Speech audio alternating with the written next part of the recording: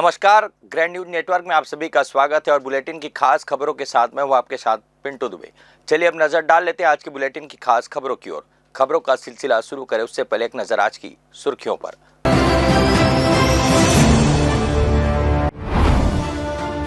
PDS वितरकों ने लगाया गंभीर आरोप, हर खेत में 3 से 4 क्विंटल कम मिल रहा अनाज, हितग्राहियों के राशन में आने लगा है शॉर्टेज, नाप तौल विभाग ने शुरू कर दी है जांच। बिलासपुर में अभी से पानी को लेकर त्राहिमाम, चरम पर होगी गर्मी, तब क्या होगा हाल। कलेक्टर से 154 गांव के लोगों ने लगाई गुहार, प्रशासन ने व्यवस्था का दिया आश्वासन। भक्ति रस में डूबा बिलासपुर संभाग, रतनपुर मामा के दरबार में भक्तों का लगा तांता। भक्तों के लिए जल फरोख्त व्यवस्था में जुटे राजू, राम मराठा और साथीगढ़।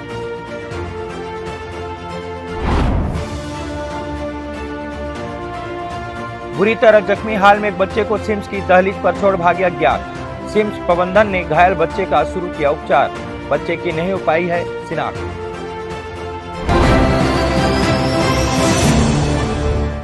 तो ये थी तमाम सुर्खियां और अब खबरें विस्तार से। बिलासपुर जिले के कोटा ब्लॉक में शासकीय उचित मूल्य दुकान संचालकों ने वेयर हाउस के धर्म कांटे में गंभीर गड़बड़ी का आरोप लगाया है। दुकानदारों का कहना है कि गलत तौल के कारण हर महीने राशन में भारी शॉर्टेज आ रही है, जिससे वितरण व्यवस्था प्रभावित हो रही है। उचित मूल्य दुकान संचालकों के मुताबिक यह समस्या पिछले 1 साल से लगातार बनी हुई है। दुकानदारों ने बताया कि जब उन्होंने संदेह होने पर खुद बोरों का तौल कराया तो प्रति बोरे में भारी कमी पाई गई। सत्यापन के दौरान भी कांटे में अनियमितता की बात सामने आई है। संचालकों का दावा है कि प्रति ट्रक 4 से 5 क्विंटल तक माल कम मिल रहा है। हम लोग मौके में बोरे का तौल कराए तो उसमें प्रति बोरे 1 कुंटल 1.5 कुंटल का ऐसा हमको कमी मिला, तो हमको संदेह हुआ कि SWC के कांटा को क्यों ना हम उसका सत्यापन कराएं। तो सत्यापन कराने में कांटे में और जो सत्यापन करता मैडम थी फूड इंस्पेक्टर, उनके द्वारा स्पष्ट लिखा गया कि इसमें भारी अनियमितता है कांटे में, जिसके कारण हमारे प्रति ट्रक के हिसाब से 4 कुंटल 5 कुंटल का कम मात्रा में भंडारण किया जाता है, जिसके कारण हमारे विक्रेता साथी परेशान हैं और प्रत्येक दुकान में खाद्यान्न सामग्री की कमी है, जिसका संपूर्ण जवाबदार SWC है, क्योंकि उनके कांटे में त्रुटि है। नान के कांटे में त्रुटि है। त्रुटि होने के कारण हमारे यहाँ कम भंडारण हो रहा है, जिसके वजह से हमको शॉर्टेज की समस्या का सामना करना पड़ता है। कितना नुकसान होता है आप लोग को ऐसा शॉर्टेज? वो देखिए उसमें क्या है, क्विंटल टन के हिसाब से है।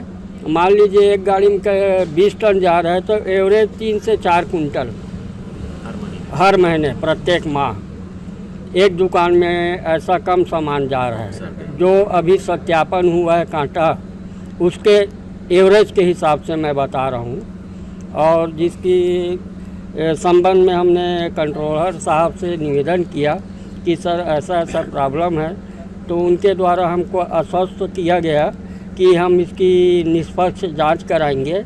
अब जांच कराने के बाद आगे क्या स्थिति बनती है वो उसको हम इंतजार करेंगे। जिला अध्यक्ष रवि परियानी ने बताया कि यदि एक ट्रक में 20 टन माल आता है तो औसतन 3 से 4 क्विंटल की कमी हर महीने दर्ज की जा रही है। शॉर्टेज की वजह से विक्रेताओं पर अतिरिक्त दबाव बन रहा है और राशन वितरण में लगातार परेशानियां खड़ी हो रही है। कोटा ब्लॉक में कांटा सत्यापन मैं बोला था कांटा सत्यापन करने के लिए। जैसे कि हम कोटा पहुँचे तो मैडम आई कांटा सत्यापन करने के लिए, कांटा सत्यापन की, और जो कि हमारे जो सत्यापन कापी दी थी उसमें कांटा भारी मात्रा में कमी पाई गई है। मतलब ये तो सीधा सवाल ये उठता है कि जितने मेरे विक्रेता भाइयों हैं सबके दुकान में अगर मान लो शॉर्टेज पाई जाती है तो क्या इसका वेयर हाउस प्रबंधक इसका शॉर्टेज का कारण बनेगा, क्या कार्रवाई करेगा? ये तो अभी हम लोग हुजूर साहब पास आए थे, कार्रवाई के लिए बोले हैं, तो जांच बोले हैं करवाएंगे। अगर जांच में सही पाया जाएगा तो कार्रवाई उचित करेंगे। मामले की गंभीरता को देखते हुए प्रशासन ने संज्ञान लिया है और नाप तौल विभाग की टीम को जांच के लिए मौके पर भेजा गया। खाद्य विभाग के अधिकारियों का कहना है कि यह मामला नागरिक आपूर्ति निगम से जुड़ा है, जहां वेयर हाउस से ट्रांसपोर्ट के जरिए पीडीएस दुकानों तक राशन पहुंचता है। दुकानदारों को अधिकार है कि वे हर बोरे की जांच कर ही पावती दें। उचित मूल्य दुकान संघ के द्वारा ये शिकायत की गई थी कि उन वेयर हाउस के धर्म कांटे में कुछ समस्याएं हैं। तो उनकी शिकायत के बाद में हमने नाप तौल विभाग को वहां भेजा हुआ था और उनकी रिपोर्ट्स के बाद में आगे की कार्रवाई की जाएगी। ये नागरिक आपूर्ति निगम से संबंधित मैटर्स हैं। चूँकि एसडब्ल्यूसी के गोडाउन से नागरिक आपूर्ति निगम के माध्यम से ट्रांसपोर्टर के द्वारा पीडीएस दुकानों में चावल जाती है, तो पीडीएस दुकानदारों को वो अधिकार है कि वो इंडिविजुअल हर बोरे को तौल कराएं और वास्तविक वजन जो है उसकी पावती ट्रांसपोर्टर को दें। नागरिक आपूर्ति निगम हमारा एजेंसी है, वो उसकी एंट्री कर देता है ऑनलाइन, तो उसी मात्रा में ट्रांसपोर्टर को उनका ट्रांसपोर्टिंग का पैसा मिलता है। इसका मतलब ये हुआ कि अगर वो 1 क्विंटल कम अगर प्राप्त करता है तो 1 क्विंटल कम की प्राप्ति दे और उसकी कटौती नागरिक आपूर्ति निगम ट्रांसपोर्टर से करता है। तो अभी जो एसोसिएशन आया हुआ था उनके साथ हमने चर्चा की है और उनकी जो भी समस्याएं हैं उनका निराकरण किया जा रहा है। धन्यवाद। शिकायत सही पाने पर क्या कार्रवाई? जो भी नियमानुसार कार्रवाई की जाएगी, वो एसडब्ल्यूसी उसके लिए है, तो स्टेट को भी लिखा जाएगा अगर शिकायत सही पाई जाती है। फिलहाल सभी की नजरें नाप तौल विभाग की जांच रिपोर्ट पर टिकी है। अगर धर्म कांटे में गड़बड़ी के आरोप सही साबित होते हैं तो आने वाले दिनों में संबंधित विभाग और ठेकेदारों पर बड़ी कार्रवाई हो सकती है। कैमरामैन अमर ध्रुव के साथ पिंटू दुबे की रिपोर्ट। बिलासपुर ने पिछले वर्ष केंद्रीय नगरीय प्रशासन विभाग से देश भर में स्वच्छता के लिए दूसरा स्थान प्राप्त कर गौरव हासिल किया था। आज उसी शहर के प्रशासनिक मुख्यालय में स्वच्छता के दावों की धज्जियां उड़ाई जा रही है।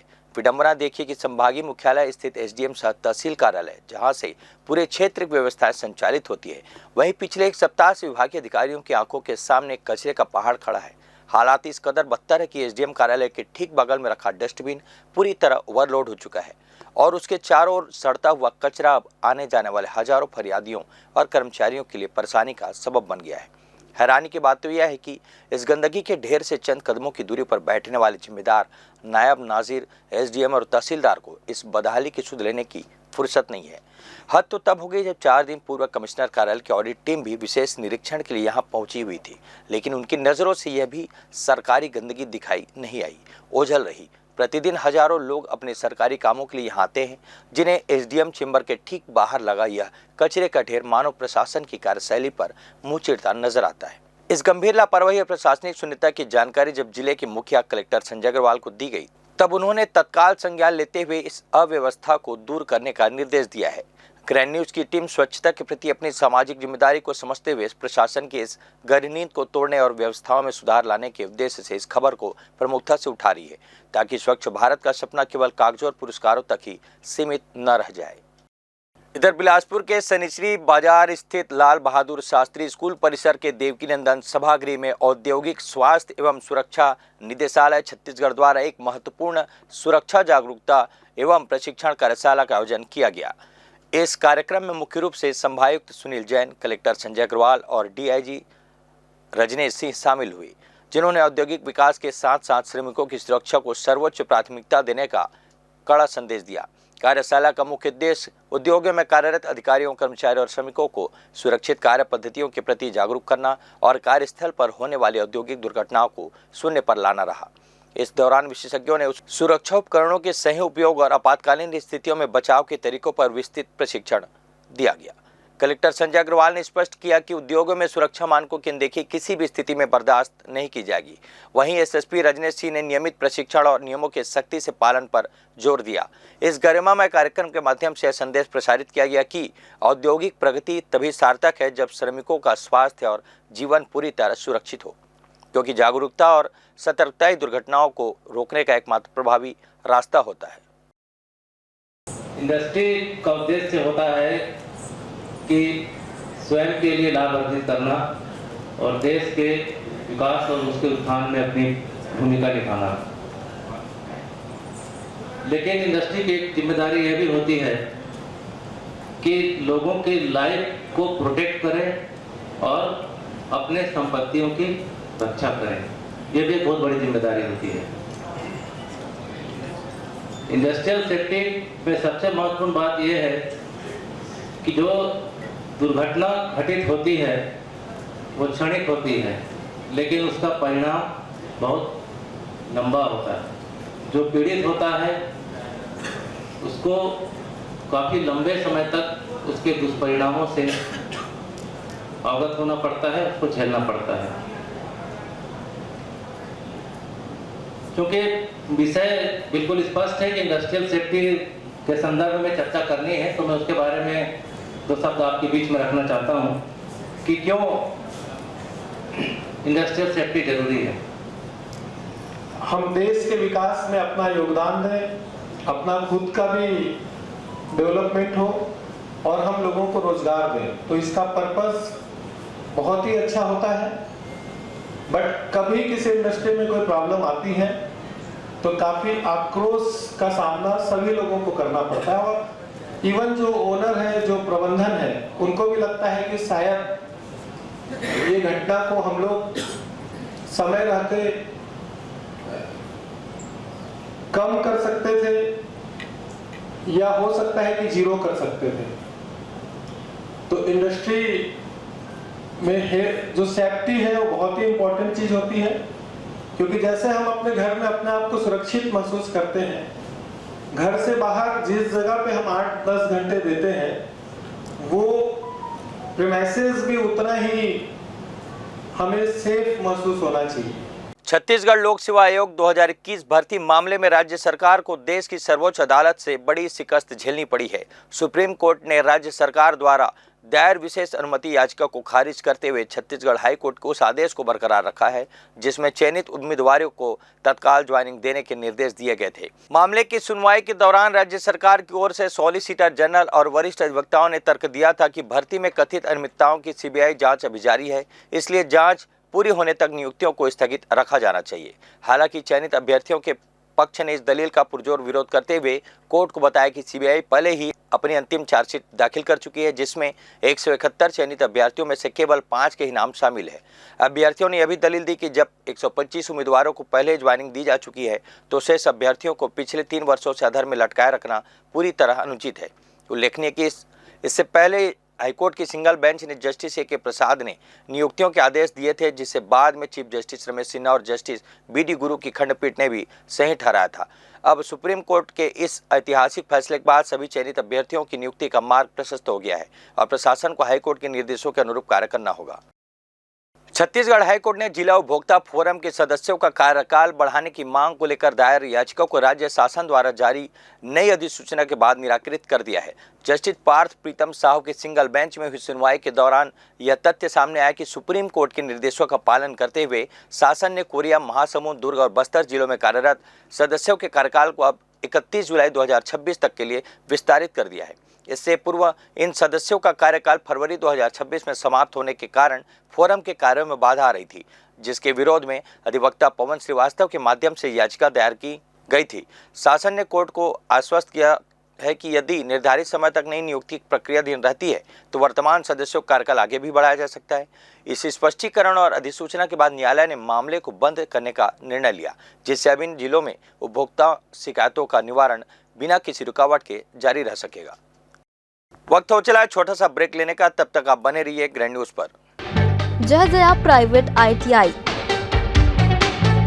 NCVT से मान्यता प्राप्त एंड ISO सर्टिफाइड 10वीं पास विद्यार्थियों के लिए 2 year electrician course, OPA 1 year course, computer operating and programming assistant course, best classroom facility, admissions open. Jai Jaya private ITI, river view colony, Koni, Bilaspur, Chhattisgarh. Break के बाद आप सभी का फिर से स्वागत है। गर्मी की तपिश बढ़ते ही पानी का संकट भी गहराने लगा है। बिलासपुर सहित कई शहरों में जल संकट अब लोगों की सबसे बड़ी चिंता बन चुकी है। लगातार बढ़ते तापमान ने हालत और भी गंभीर कर दिए हैं। देखिए एक खास रिपोर्ट। जैसे जैसे गर्मी बढ़ रही है वैसे वैसे जल स्तर तेजी से नीचे जा रहा है। हालात ऐसे हैं कि जो पानी पहले 80 से 100 फीट में मिल जाता था, अब उसके लिए 300 से 400 फीट तक बोरिंग करनी पड़ रही है। इसका सीधा असर हैंडपंप और बोरवेल्स पर दिख रहा है। कई इलाकों में ये पूरी तरह सूख चुके हैं तो कहीं पानी की सप्लाई भी बाधित हो रही है। लोग पानी के लिए भटकने को मजबूर हैं। इसी गंभीर स्थिति को ध्यान में रखते हुए प्रशासन भी पूरी तरह अलर्ट मोड पर आ गया है। जल संकट से निपटने के लिए प्रशासन ने ठोस कदम उठाने शुरू कर दिए हैं। खासतौर पर बारिश के पानी के संरक्षण पर जोर दिया जा रहा है। इसके लिए 154 गाँव को चिन्हित किया गया है, जहां विशेष योजना के तहत काम किया जाएगा। उद्देश्य साफ है, जल स्तर को बढ़ाना और भविष्य में इस संकट को कम करना है। लगातार हम लोग बात कर रहे हैं कि किस तरह से, क्योंकि इस बार हम लोग देख रहे हैं कि धूप बहुत तेज है और आने वाले समय में पानी की समस्याएं को देखते हुए कि हमें किस तरह से लोगों को गर्मी में जो पेयजल है उसका समाधान हम कैसे करें। मेंटेनेंस, हैंडपम्प ट्यूबवेल के मेंटेनेंस के लिए हमारे अमले को हम लोग एक्टिव कर रहे हैं। जो मटेरियल्स लगता है वो मटेरियल्स का रेडीनेस रहे।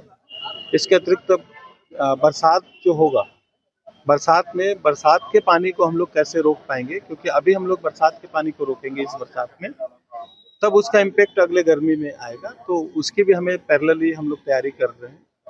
प्लांटेशन के लिए भी हम लोग बात कर रहे हैं ताकि इस बार हम लोग बरसात में अच्छे से प्लांटेशन कर सकें। इंजेक्शन वॉल, सूखा गड्ढा, बहुत सारे काम हुए थे पानी। इस बार भी हम लोगों ने बरसात के तुरंत बाद काफ़ी काम किए हैं, तो उसका भी इम्पेक्ट आएगा। अभी भी हम लोगों ने प्लान किया है ताकि लगातार ये सब काम हम लगातार करते रहेंगे, तो धीरे धीरे पानी की समस्याएं जैसे एक साइड में बढ़ भी रही है, लेकिन एक साइड में उसका संरक्षण और संवर्धन का भी लगातार काम हो रहा है। सिर्फ योजनाएं ही नहीं, बल्कि लोगों की भागीदारी भी इस लड़ाई में बेहद जरूरी है। यही वजह है कि प्रशासन गांव-गांव में जागरूकता अभियान चला रहा है।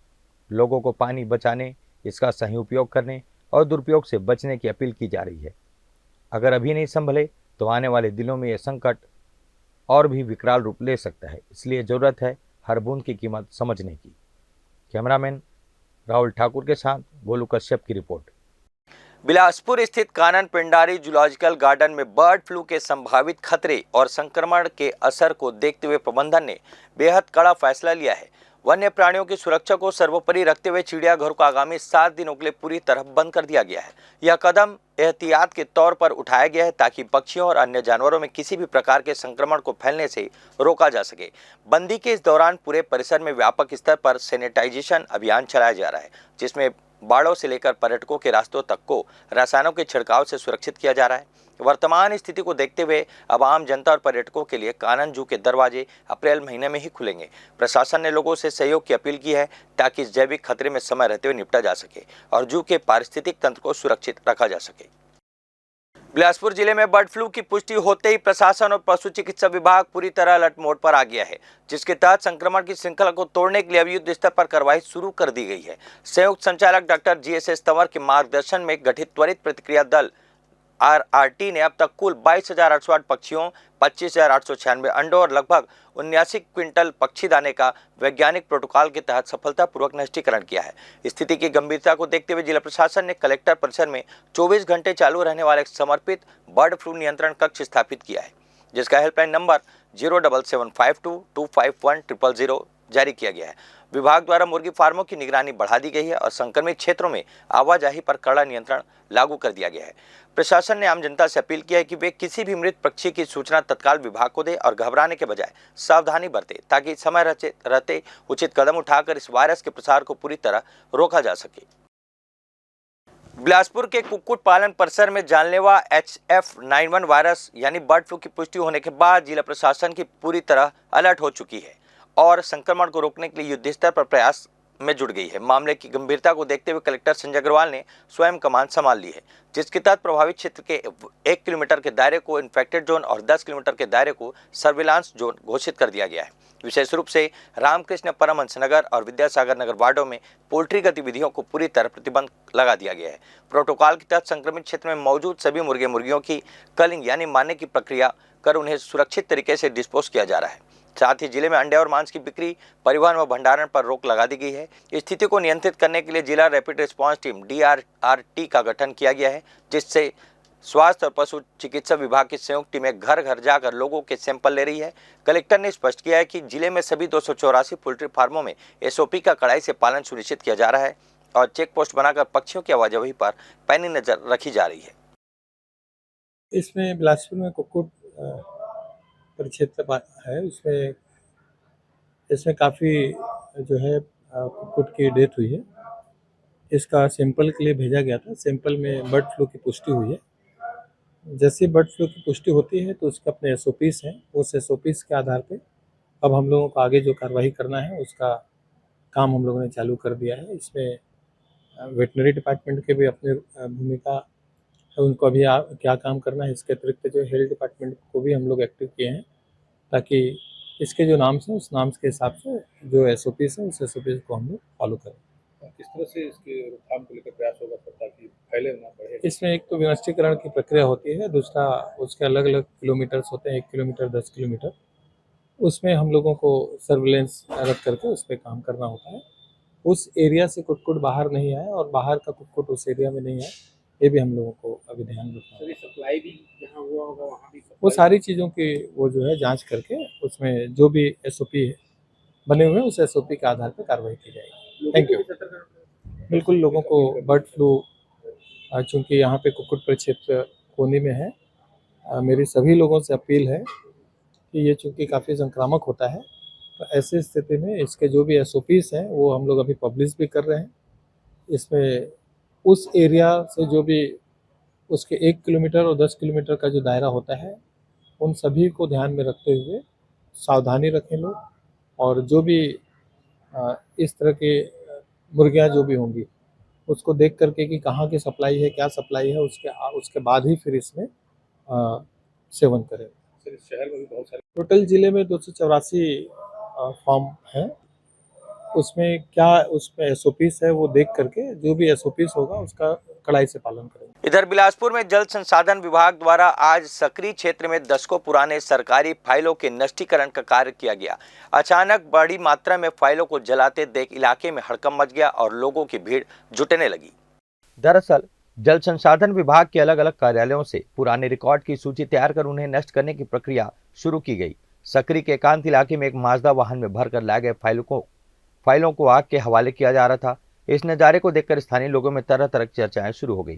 सूचना मिलते ही पत्रकार भी मौके पर पहुंच गए, जिसके बाद मामला और चर्चा में आ गया। अधीक्षण अभियंता ने बताया कि पूरी कार्रवाई उच्च अधिकारियों के निर्देश पर की गई।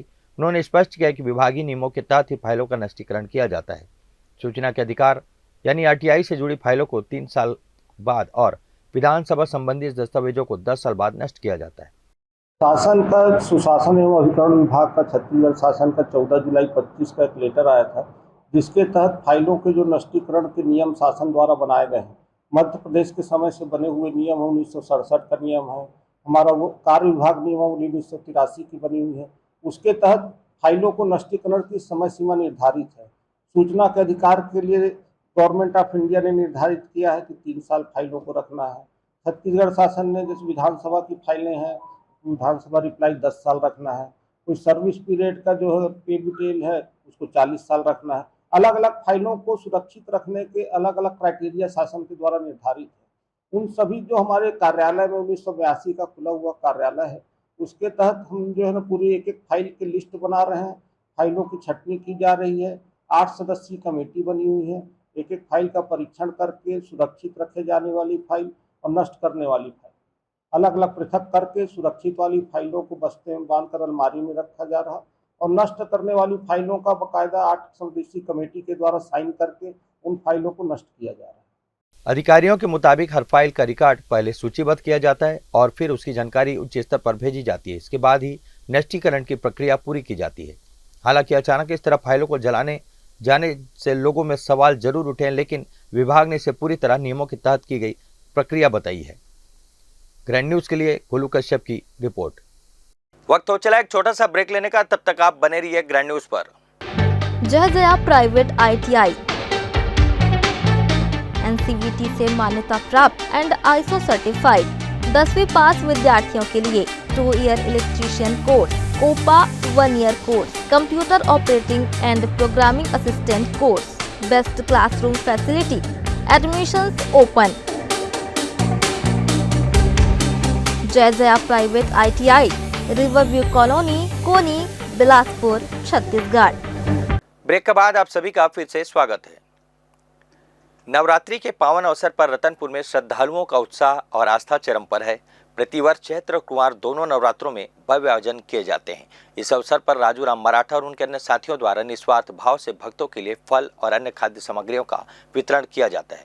वीडियो में आप साफ स्पष्ट रूप से देख सकते हैं किस तरह से बड़ी संख्या में श्रद्धालु पदयात्रा करते हुए रतनपुर जा रहे हैं, जहां सेवादारों द्वारा उनकी सुख सुविधा और मनोकामना पूर्ति के लिए निरंतर प्रार्थना की जा रही है। आयोजनकर्ताओं का कहना है कि समय के साथ साथ भक्तों की भक्ति, भीड़ और ईश्वर के प्रति उनकी आस्था बढ़ती जा रही है, जो इस उत्सव को और भी अधिक गरिमामय बनाती है। इस भक्तिमय वातावरण में न केवल सेवा का भाव प्रबल है, बल्कि यह क्षेत्र की सांस्कृतिक और धार्मिक एकता का एक जीवंत उदाहरण भी प्रस्तुत करता है। यहाँ प्रत्येक भक्त अपनी विशेष मनोकामना लेकर माता के दरबार में मत्था टेकने आते हैं। माता रानी की कृपा से हम लोग प्रति वर्ष दोनों नवरात्रि में, चैत नवरात्रि, कुमार नवरात्रि में हमारे द्वारा जो श्रद्धा होती है, केला, अंगूर, हमारे राजू राम मराठा और हमारे जितने भी सदस्य हैं, इनके द्वारा यहाँ पे वितरण किया जाता है। और साथ ही साथ हम भगवान से उम्मीद करते हैं, मनोकामना करते हैं कि लोगों की जो आस्था भगवान के ऊपर जुड़ी है, जिस मनोकामना को लेकर वो रतनपुर जाते हैं, भगवान उनकी मनोकामना को पूरी करें। और अपन यही चाहेंगे कि जिस प्रकार से लोगों की भीड़ यहाँ पे पहले कम रहती थी, अब ज़्यादा होते जा रही है और लोगों की आस्था बढ़ते जा रही है, इस पर हम लोगों को अपनी शुभकामनाएं देते रहे। नवरात्रि का पर्व जो कि हिंदुओं का एक महत्वपूर्ण पर्व होता है, इसलिए मैं समस्त बिलासपुर वासियों को नवरात्रि की हार्दिक शुभकामनाएं दूंगा। आज सप्तमी के दिन यहाँ पर जो कि माता रानी की संख्या में अपार भीड़ रहता है, इसके लिए प्रसाद के वितरण का आयोजन किया गया हमारे सदस्य द्वारा और श्री श्याम चौधरी द्वारा, और हमारे भाई सभी सदस्य मिलकर यहाँ प्रसाद का वितरण कर रहे हैं। सभी एवं बिलासपुर वासियों को एवं समस्त भक्तजनों को मैं नवरात्रि की हार्दिक शुभकामनाएं करता हूं। ये सप्तमी का महापर्व है, इसकी तो मैं सभी नगरवासी, प्रदेशवासी इन सबको शुभकामनाएं देता हूं और कामना करता हूं कि हम सभी का जीवन मंगलमय हो। और इसी के उपलक्ष्य में सप्तमी को जो पद यात्री जाते हैं उनके लिए प्रसाद का वितरण हर साल दोनों सप्तमी में, दोनों पर्व में किया जाता है। उसी के तहत आज प्रसाद का वितरण किया जा रहा है। चैत्र नवरात्र के सप्तमी पर रतनपुर स्थित मां महामाया मंदिर में आस्था का अद्भुत नजारा देखने को मिला। रात भर श्रद्धालुओं का जनसैलाब उमड़ता रहा। बिलासपुर समेत आसपास के जिलों और ग्रामीण क्षेत्रों से हजारों भक्त पदयात्रा करते हुए रतनपुर पहुंचे और मां के दरबार में हाजिरी लगाई। श्रद्धालुओं ने मां महामाया के दर्शन के साथ साथ भैरव बाबा मंदिर, लक्ष्मी देवी मंदिर सहित अन्य प्रमुख मंदिरों में भी पूजा अर्चना कर आशीर्वाद लिया। इस दौरान जय माता दी के घोष गूंजते रहे, जिससे वातावरण भक्तिमय हो गया। भीड़ को देखते हुए प्रशासन ने व्यापक इंतजाम किए थे। पदयात्रा कर पहुंचे श्रद्धालुओं की सुविधा के लिए विशेष व्यवस्था की गई। उनकी वापसी के लिए 20 बसें लगाई गई, जिससे पैदल यात्रियों ने घर की वापसी की। इस दौरान संजय अग्रवाल जो बिलासपुर के कलेक्टर हैं और वरिष्ठ अधीक्षक रजनीश सिंह ने रतनपुर पहुंचकर व्यवस्थाओं का निरीक्षण किया। उन्होंने भीड़ नियंत्रण, यातायात प्रबंधन और सुरक्षा व्यवस्था का जायजा लिया और मौके पर मौजूद अधिकारियों को आवश्यक दिशा निर्देश भी दिए। आज सप्तमी है और आज के दिन बिलासपुर और बिलासपुर के आसपास के लोग यहाँ पर पदयात्रा करके यहाँ पहुँचते हैं। महामाया मंदिर ट्रस्ट, जिला प्रशासन और पुलिस प्रशासन के द्वारा ऐसी व्यवस्था की गई है कि जो भी दर्शनार्थी हैं वो आराम से महामाया देवी के दर्शन कर सके। जो पदयात्री यहाँ आते हैं उनके लिए महामाया मंदिर ट्रस्ट और जिला प्रशासन की तरफ से ऐसी व्यवस्था की गई है कि वो बस में उनके जाने की व्यवस्था है, बस की व्यवस्था की जाती है ताकि जो भी पदयात्री हैं वो यहाँ से अपने घर को वापस आराम से चले। अभी तो जैसे आपको पता है कि पिछले दिनों शनिवार इतवार 2 दिन छुट्टी हो गया था, तो इसमें लगभग आप मान के चलिए कि आम दिन की अपेक्षा 50,000 से ज़्यादा और शनिवार इतवार को करीब 1.5 लाख से ज़्यादा लोगों ने दर्शन किया। भोजन अनावरत चल रहा है, अभी भोजन प्रसाद की व्यवस्था महामाया मंदिर ट्रस्ट के द्वारा की जाती है। इस बार जो है भोजन व्यवस्था जो है थोड़ा और विशाल रूप में किया गया है ताकि जो भी दर्शनार्थी यहाँ आए वहाँ भोजन प्रसाद लेके जा सके। मैं यही बिलासपुर की ही हूँ और मैं यहाँ बचपन से आ रही हूँ और यहाँ पे अलग ही आनंद, एक एनर्जी हम लोग को अट्रैक्ट करती है। हर सप्तमी अष्टमी हम यहाँ पे आते हैं और फैमिली के साथ आते हैं और बहुत ही मतलब स्ट्रेंज फीलिंग रहती है, मतलब हम डिस्क्राइब नहीं कर पाएंगे वो चीज़। ऐसा लगता है कि माँ हमें बुला रही हैं, साक्षात बुला रही हैं। तो यहाँ तो आना मस्ट है हमारे लिए। पर्सनली उपवास नहीं रख पाती हूँ क्योंकि बाहर काम रहता है, लेकिन हम प्रॉपर घर में पूजा करते हैं और साथ में यहाँ आने का भी टाइम निकालते हैं में महामाया देवी मंदिर, राम टेकरी, ये भैरव बाबा, और आज मैं पहली बार लखनी भवानी गई, जो बहुत अच्छा एक्सपीरियंस था। बस भगवान से यही कामना है कि सब हेल्दी रहें, सब सुखी रहें और बस सबका चलता रहे अच्छे से। देखिए, पहले तो नवरात्रि के इस पावन धरा धरती पर हम पिछले 25 सालों से आ रहे हैं और मेरे तरफ से, मेरे रेल परिवार की तरफ से और सभी अपने हित मित्र की तरफ से नवरात्रि की शुभ अवसर पर हार्दिक अभिनंदन करता हूं। और पिछले 25 सालों में जब भी मैं आ रहा हूं तो महामाया देवी का प्रांगण हो, महामाया देवी का मंदिर हो, भैरव भगवान जी हो, लक्ष्मी भवानी माता हो, सिद्धि विनायक जी हो, यहाँ सप्तमी के दिन आने के बाद एक अलग ऊर्जा और अनुभूति की प्राप्ति होती है। ऐसा लगता है कि भगवान जो है आप रूपी उधर से खींचे हुए बुलाते हैं अपने दरबार में। कितने सालों से आ रहे हैं? हम विगत पिछले 25 सालों से यहाँ जो है हर सप्तमी को आता हूँ। ऐसे तो मैं प्रतिदिन आता हूँ नवरात्रि में, चाहे या गुप्त नवरात्रि हो या ये मेन नवरात्रि हो, मैं पूरे 9 दिन की जो है यात्रा मेरी रहती है, लेकिन पिछले 25 सालों से मैं नवरात्रि में बराबर आ रहा हूँ। बिलासपुर के टाउन हॉल स्थित परिसर शीतला माता मंदिर में चैत्र यानी वासंती नवरात्रि का पर्व बड़े ही हर्षोल्लास और श्रद्धा के साथ मनाया गया। मंदिर समिति के सदस्य राम कुमार कौशिक ने बताया कि यहां पिछले 50 वर्षों से लगातार नवरात्रि के दौरान विशेष पूजा अर्चना और माता की सेवा की परंपरा चली आ रही है।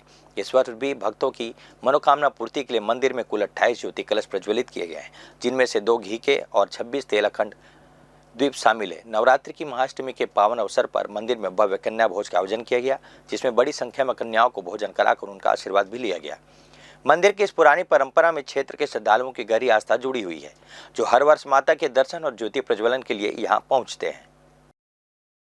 वासंती नवरात्रि के उपलक्ष्य में टाउन हॉल परिसर में शीतला माता मंदिर में नवरात्रि पर्व का आयोजन किया गया है, जिसमें आज अष्टमी तिथि में कन्याओं का कन्या भोज कराया गया है और यहाँ लोगों की मनोकामना ज्योति भी प्रज्वलित की जा रही है। और लगभग 50 वर्षों से माता जी की दोनों नवरात्र में सेवा और पूजा आराधना की जा रही है और लोगों के द्वारा मनोकामना ज्योति भी प्रज्वलित कराया जा रहा है। विगत कई सालों से तो यहाँ अष्टमी में कन्या का भोजन का खिला रहे हैं। राम कुमार भैया मेन पुजारी हैं, यहाँ कई सालों से पूजा कर रहे हैं यहाँ, और अष्टमी में कन्याओं का भोजन खिला रहे हैं। कितने बच्चों कैसे कुछ 11 कन्याएं हैं और बाकी लंगुरुआ हैं। NSUI छत्तीसगढ़ द्वारा छात्र संघ चुनाव की बहाली को लेकर बिलासपुर के प्रेस क्लब में प्रेस वार्ता आयोजित की गई। यह प्रेस वार्ता दोपहर 12 बजे कॉन्फ्रेंस हॉल में संपन्न हुआ। प्रेस वार्ता में NSUI के प्रदेश उपाध्यक्ष लकी मिश्रा सहित अन्य पदाधिकारियों ने शिक्षा व्यवस्था से जुड़े कई गंभीर मुद्दों को उठाया और इस दौरान 12वीं बोर्ड परीक्षा के पेपर लीक मामले, शिक्षा विभाग की कार्यप्रणाली तथा छात्रों के अधिकारों के हनन को लेकर चिंता व्यक्त की गई। NSUI पदाधिकारियों ने कहा कि भारत में छात्र राजनीति की शुरुआत स्वतंत्रता संग्राम के समय से ही हो गई थी। वर्ष 1936 में all India student federation AISF के गठन के साथ छात्रों को संगठित किया गया। वहीं स्वतंत्रता के बाद 1954 में दिल्ली विश्वविद्यालय छात्र संघ की स्थापना के साथ विश्वविद्यालयों में लोकतांत्रिक छात्र संघ चुनावों की परंपरा शुरू हुई। उन्होंने कहा कि छात्र संघ चुनाव छात्रों को अपने अधिकारों के प्रति जागरूक करने, नेतृत्व क्षमता विकसित करने तथा शिक्षा संस्थानों में पारदर्शिता और जवाबदेही सुनिश्चित करने का महत्वपूर्ण माध्यम है। जहाँ छात्र संघ चुनाव नहीं होते हैं, वहाँ लोकतंत्र कमजोर होता है और छात्रों की आवाज दब जाती है। प्रेस वार्ता में यह भी बताया कि छात्र संघ चुनाव के माध्यम से देश को कई बड़े नेता मिले हैं, जिनमें अशोक गहलोत, भूपेश बघेल, अजय माकन और मनीष तिवारी जैसे नाम शामिल है। NSUI ने सरकार से मांग की है कि छात्र संघ चुनाव को जल्द ही जल्द बहाल किया जाए और शिक्षा व्यवस्था में सुधार कर छात्रों से उनके हितों की रक्षा सुनिश्चित की जाए। देखिए, लगातार छात्र विरोधी नीतियां और भारतीय जनता पार्टी की सरकार ने सुनियोजित तरीके से जिस प्रकार से छात्र संघ चुनाव को रद्द करने का कार्य किया था,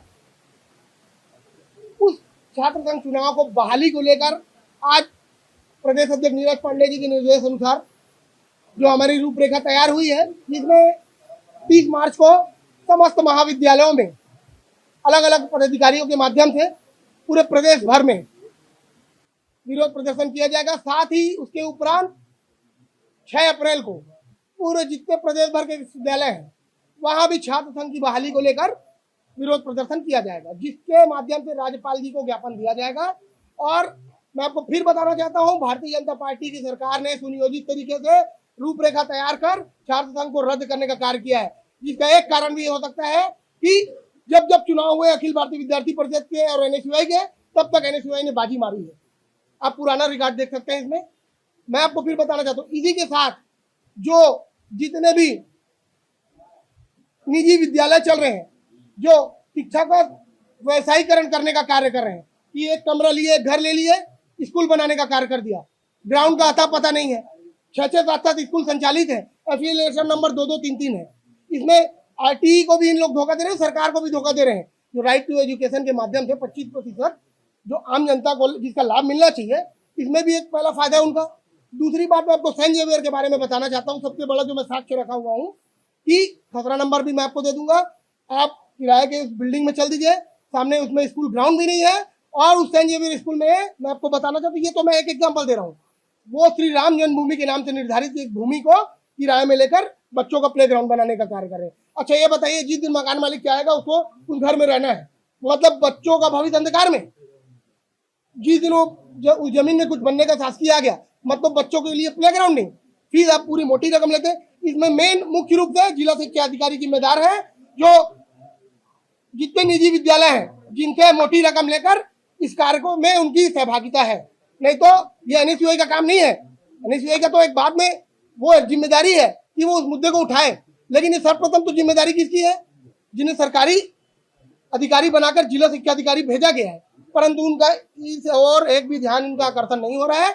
4 तारीख को उनका भी ध्यान आकर्षण कराने का कार्य मैं करूंगा, जिससे प्रदेश भर के और बिलासपुर शहर के जो अभी अभिभावक परेशान है, मैं आपको विश्वास दिलाना चाहता हूं एनएसयूआई के माध्यम से, मीडिया के माध्यम से, कि आपको किसी भी स्थिति में कोई भी परेशानी होगी, एनएसयूआई आपके साथ है। और अभी सारे अभिभावकों के मन में ये चल रहा है कि मैं ब्रिलियंट पब्लिक में अपने बच्चे को पढ़ाऊं, कि सेंट जेवियर में पढ़ाऊं, कि मैं नारायणा में पढ़ाऊं, परंतु मैं सारी चीजों को मैं आपको बताना चाहता हूं, सब अभिभावक परेशान है और उन अभिभावक गण के साथ हम एनएसयूआई के साथी कंधे से कंधा मिलाकर आखिर तक इस लड़ाई को लड़ेंगे और सरकार का भी विरोध करेंगे। वक्त हो चला है एक और छोटा सा ब्रेक लेने का, तब तक आप बने रहिए ग्रैंड न्यूज पर। जय जया प्राइवेट ITI NCVT से मान्यता प्राप्त एंड ISO सर्टिफाइड 10वीं पास विद्यार्थियों के लिए 2 year electrician course, COPA 1 year course, computer operating and programming assistant course, best classroom facility, admissions open. Jai Jaya private ITI, Riverview colony, Koni, Bilaspur, Chhattisgarh. Break के बाद आप सभी का फिर से स्वागत है। बिलासपुर के सिम्स अस्पताल में मानवता को शर्मसार करने वाला एक मामला सामने आया है, जहां कुछ अज्ञात लोग एक गंभीर रूप से घायल बच्चे को अस्पताल के भीतर छोड़कर मौके से फरार हो गए। बच्चे की स्थिति अत्यंत नाजुक बनी हुई है, जिसे देखते हुए डॉक्टरों ने तत्काल उसका इलाज शुरू कर दिया है। हालांकि प्राथमिक दृष्टया बच्चे के शरीर पर आई चोटों से किसी गंभीर दुर्घटना की आशंका जताई जा रही है। फिलहाल बच्चे की पहचान नहीं हो पाई है और वह किन परिस्थितियों में घायल हुआ है यह भी अभी स्पष्ट नहीं हुआ है। अस्पताल प्रबंधन द्वारा इस घटना की आधिकारिक सूचना स्थानीय पुलिस को दे दी गई है, जिसके बाद पुलिस ने बच्चे की जान पहचान और उसे छोड़कर भागने वाले अज्ञात लोगों की तलाश शुरू कर दी है। मुंगेली जिले के लोरमी वन परिक्षेत्र अंतर्गत ग्राम चेचानडीह में गुरुवार सुबह उस समय सनसनी फैल गई जब महुआ बिन्ने जंगल के ग्रामीणों पर एक जंगली भालू ने अचानक हमला कर दिया। इस हमले ने पूरे गांव में दहशत का माहौल बना दिया। प्राप्त जानकारी के अनुसार 3 ग्रामीण महुआ संग्रह के लिए जंगल गए थे। इसी दौरान भालू ने अचानक हमला कर दिया। एक महिला किसी तरह मौके से भागकर अपनी जान बचाने में सफल रही, लेकिन गेंदलाल गोंड और उनके एक साथी भालू के हमले की चपेट में आ गए। हमला इतना उग्र था कि दोनों घायल ग्रामीणों के शरीर के कई हिस्सों में गंभीर चोटें आई है। यहाँ तक कि संवेदनशील अंगों पर भी गहरी चोटें दर्ज की गई है। दोनों की हालत गंभीर बनी हुई है। घटना के तुरंत बाद परिजनों ने घायलों को लोरमी के 50 बिस्तर अस्पताल पहुंचाया, जहां डॉक्टर परमेश्वर कश्यप ने प्राथमिक उपचार के बाद स्थिति नाजुक देखते हुए जिला अस्पताल मुंगेली रेफर कर दिया। इस घटना के बाद पूरे क्षेत्र में भय का माहौल है। ग्रामीणों का कहना है कि महुआ के सीजन में जंगली भालू अक्सर जंगल से निकलकर गाँव की ओर आ जाते हैं, जिससे इस तरह की घटनाएं बढ़ती रही है। ग्रामीणों ने वन विभाग से गश्त बढ़ाने और सुरक्षा के ठोस इंतजाम करने की मांग भी की है। फिलहाल वन विभाग की टीम को अलर्ट कर दिया गया है और ग्रामीणों को सतर्क रहने की सलाह दे दी गई है। बिलासपुर जिले के तखतपुर थाना क्षेत्र के कुआ गांव में एक शादी समारोह के दौरान उस वक्त हड़कंप मच गया जब डीजे पर नाचने के मामूली विवाद ने हिंसक रूप अख्तियार कर लिया। मोड़े गांव से आई बारात में बारातियों और स्थानीय ग्रामीणों के बीच जमकर लात घूंसे चले, जिससे 2 लोग गंभीर रूप से घायल हो गए। इस झड़प के दौरान न केवल बारातियों को दौड़ा कर पीटा गया, बल्कि बारात में शामिल वाहनों में भी जमकर तोड़फोड़ की गई, जिससे वैवाहिक कार्यक्रम में अफरा तफरी का माहौल निर्मित हो गया। देखिए ये खास रिपोर्ट। मिली जानकारी के अनुसार मोड़े गांव से बारात कुआं गांव पहुंची थी, जहां स्वागत के दौरान डीजे पर नाचने की बात को लेकर बारातियों और गांव के युवकों के बीच कहासुनी शुरू हो गई। प्रत्यक्षदर्शियों का कहना है कि विवाद की शुरुआत बारातियों द्वारा हाथापाई करने से हुई, जिसने देखते ही देखते उग्र रूप ले लिया। खबर फैलते ही बड़ी संख्या में ग्रामीण एकजुट हो गए और बारातियों को चारों ओर से घेर लिया। आक्रोशित भीड़ ने बारातियों की बेरहमी से पिटाई शुरू कर दी, जिससे जान बचाने के लिए लोग इधर उधर भागते नजर आए। उपद्रवियों ने अपना गुस्सा बारात में खड़ी गाड़ियों पर भी उतारा और कई वाहनों के शीशे तोड़ते हुए उन्हें बुरी तरह क्षतिग्रस्त कर दिया। तखतपुर थाना अंतर्गत कुआं गांव में बारातियों के द्वारा और ग्रामीणों के बीच में डीजे पर नाचने की बात को लेकर के कुछ विवाद हुआ, जिसमें विवाद आगे बढ़कर मारपीट की घटना में बदल गई। उसकी सूचना पर दोनों पक्षों के विरुद्ध अपराध पंजीबद्ध किया गया है और विवेचना जारी है। इस हिंसक झड़प में विनय पटेल और पंकज पटेल नाम के 2 युवकों को गंभीर चोटें आई, जिन्हें तत्काल नजदीकी अस्पताल में भर्ती कराया गया है। उपचार जहां पे उनका जारी है। घटना की सूचना मिलते ही तखतपुर थाना पुलिस की टीम मौके पर पहुंची, स्थिति को नियंत्रण में लिया और पुलिस ने दोनों पक्षों को समझाइश देकर मामला शांत कराया। अब मारपीट और तोड़फोड़ करने वाले उपद्रवियों की पहचान भी पुलिस द्वारा की जा रही है। कैमरामैन अमर ध्रुव के साथ पिंटू दुबे की रिपोर्ट। बिलासपुर के मंगला स्थित महावीर अपार्टमेंट में उस वक्त हड़कंप मच गया जब शहर के एक प्रतिष्ठित कॉलेज में स्पोर्ट्स ऑफिसर के पद पर पदस्थ देवर्षी चौबे ने एक स्थानीय अधिवक्ता के निजी आवास में अनाधिकृत रूप से प्रवेश कर उत्पात मचाया। प्राप्त विवरण के अनुसार दोपहर के समय जब अधिवक्ता अपने मित्र के साथ घर पर चर्चा कर रहे थे, तभी आरोपी अचानक कमरे में दाखिल हो गया और टोकने पर शालीनता की सारी हदें पार करते हुए अश्लील गालियां देने लगा। शोर शराबा सुनकर जब प्रत्यक्षदर्शियों ने बीच बचाव की कोशिश की और स्थिति की गंभीरता को देखते हुए मदद बुलाने की बात कही, तो आरोपी शांत होने के बजाय और अधिक उग्र हो गया। आरोपी ने वहां मौजूद लोगों को गंभीर परिणाम भुगतने और जान से मारने की सीधी धमकी दे डाली और मौके से फरार हो गया। इस अशोभनीय व्यवहार और आपराधिक कृत्य को देखते हुए आरोपी के विरुद्ध घर में जबरन घुसने, सार्वजनिक रूप से अभद्र भाषा का प्रयोग करने और डराने धमकाने जैसे गंभीर आरोपों के तहत मामला दर्ज कर लिया गया है और आगे की कार्रवाई की जा रही है। इधर जिले के जूना बिलासपुर कथियापारा स्थित मधुबन रोड के निवासी सर्वेश कश्यप ने विक्की सितारा नाम के व्यक्ति और सिटी कोतवाली पुलिस की कार्यप्रणाली पर गंभीर आरोप लगाते हुए न्याय की मांग की है। पीड़ित सर्वेश का दावा है कि विक्की सितारा ने अपने और अपने भाई की पहुंच शासन प्रशासन के ऊंचे पदों, मंत्री और राजस्व विभाग के अधिकारियों तक होने का झांसा दिया था। सर्वेश के अनुसार उसकी एक विवादित जमीन के मामले को सुलझाने का आश्वासन देकर आरोपी ने उससे किस्तों में कुल 12 लाख रुपए ऐंठ लिए। पीड़ित का आरोप है कि बड़ी रकम लेने के बाद आरोपी करीब 1.5-2 साल तक गायब रहा और जब दोबारा संपर्क हुआ तो कार बिकवाने के बहाने उसकी गाड़ी भी लेकर चला गया। सर्वेश कश्यप ने अत्यंत भावुक होते हुए बताया कि उसकी मां गंभीर रूप से बीमार है और बिस्तर पर है, जिसके कारण उसे पैसों की सख्त जरूरत है, लेकिन पिछले 1.5-2 महीनों से सिटी कोतवाली थाने के चक्कर काटने के बावजूद पुलिस की ओर से कोई ठोस कार्रवाई नहीं की जा रही है। ये सर्वेश कश्यप के द्वारा एक शिकायत दिया गया है कि इसकी जो एक कार है उसको विक्की सितारा एक रायपुर निवासी संजय महानंद के पास बिकवाया है करके, और उक्त बिकवाने के बाद एक समझौतानामा हुआ है जिसके आधार पर 60,000 रुपये दिया है, बाकी अन्य पैसों को नहीं दिया है। प्राप्त शिकायत के आधार पर जांच की जा रही है और विक्की सितारा और संजय महानंद को नोटिस देकर थाना तलब किया गया है। उनका भी पक्ष सुनकर अग्रिम कार्रवाई किया जाएगा। इधर बिलासपुर जिले के रतनपुर थाना क्षेत्र के अंतर्गत आने वाले ग्राम पोड़ी में मंगलवार की दरमियानी रात चोरी की एक बड़ी वारदात ने इलाके में सनसनी फैला दी है। अज्ञात चोरों ने एक सुने मकान को अपना निशाना बनाते हुए घर के भीतर रखे नगद रुपए और सोने चांदी के कीमती जेवरात चोरी कर लिए और मौके से फरार हो गए। घटना का खुलासा बुधवार सुबह उस वक्त हुआ जब परिजनों ने घर में सामान बिखरा हुआ देखा, जिसके बाद पूरे क्षेत्र में हड़कंप मच गया और इसकी तुरंत सूचना रतनपुर पुलिस को दी गई। मामले की गंभीरता को देखते हुए प्रशिक्षु आईपीएस अंकिता जैन के नेतृत्व में पुलिस की टीम तत्काल मौके पर पहुंची और घटनास्थल का मुआयना कर साक्ष्य एकत्रित किए। अंकिता जैन ने जानकारी दी है कि प्राथमिक जांच के अनुसार चोरों ने करीब 2,500 रुपए नगद और सोने चांदी के गहनों पर हाथ साफ किया है। पुलिस ने इस संबंध में अज्ञात आरोपियों के खिलाफ प्रकरण दर्ज कर लिया है और उनकी धरपकड़ के लिए इलाके के संदिग्धों से पूछताछ के साथ साथ आसपास लगे सीसीटीवी कैमरे के फुटेज भी खंगाले जा रहे हैं। पुलिस प्रशासन का दावा है कि जल्द ही चोरों की पहचान कर उन्हें गिरफ्तार कर लिया जाएगा। रतनपुर थाना क्षेत्र के ग्राम पोड़ी में एक चोरी की घटना को अंजाम दिया गया, जिसकी सूचना जैसे ही हमें मिली तत्काल हमारी टीम को वहां रवाना किया गया और उन्होंने मौके पे जाके जांच की।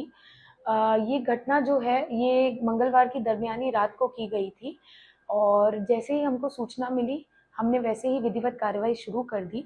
कुछ 2500 रुपये के करीब नगद और चांदी और सोने की कुछ ज्वेलरी इसमें चोरी हुई है, जिसकी जुमला राशि कुल 1,80,000 बताई जा रही है और आरोपियों की पतासाजी जारी है। पूरी विधिवत कार्रवाई की जा रही है। तो आज के बुलेटिन में बस इतना ही। अगले बुलेटिन में फिर होगी आपसे मुलाकात। तब तक के लिए मुझे और मेरी पूरी टीम को दीजिए इजाजत। नमस्कार।